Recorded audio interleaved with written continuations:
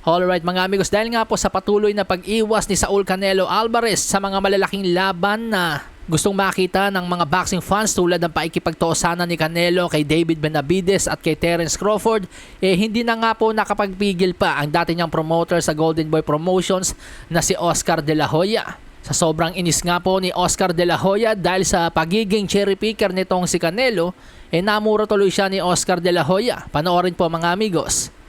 Canelo, you're really making the wrong enemies. But you know what? Fuck you. Sa video po mga amigos, pinaliwanag po ni Oscar De La Hoya na ang tanging layunin lamang ni kamahalang Turki Al Sheikh ay ikasa ang mga malalaking laban. Pero sa halip ang ginagawa nga po ni Canelo ay namimili siya ng mga kalaban na alam niyang kayang-kaya niyang talunin. Ayon nga po kay Turki Al Sheikh, easy fight na lang ang mga gusto ni Canelo dahil mulat sa pool nga po ng gulpihin nito ni Bivol ayaw na nitong muling matalo. Kaya naman mga easy fight na lang ang gustong laban ni Canelo. Tulad nga po nitong si Edgar Berlanga na wala pa namang patunay sa super middleweight, never pang nag-world champion at minanipula lang ang pagiging number 1 contender o mandatory challenger. Kaya natin sinasabing minanipula mga amigos ay dahil noong si David Morrell Jr. pa ang WBA regular champion hindi naman po ipinag-utos ng WBA na labanan ni Canelo itong si David Morrell. Pero nung biglang bakantihin ni David Morrell Jr. ang kanyang titulo, biglang ginawang mandatory challenger si Edgar Berlanga sa WBA title ni Canelo. Para kay Oscar De La Hoya, ang pagtanggi daw po ni Canelo Alvarez na maipag-meeting kay Turki Al Sheikh ay senyales na gagawin lahat ni Canelo Alvarez ang lahat upang makaiwas kay David Benavidez.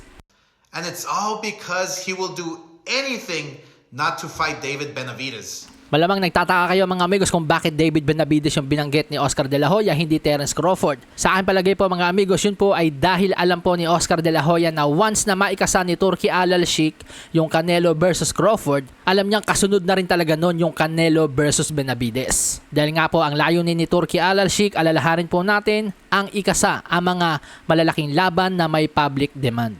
Look, Turkey is trying to make the best fights that everybody wants to see. And Canelo continues to take the fights that nobody wants to see.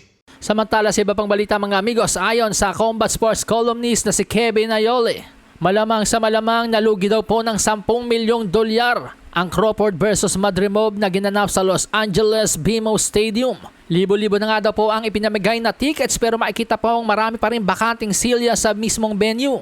At kahit tinapyasan na ang presyo ng tickets, hindi pa rin ito nakapuno ng venue.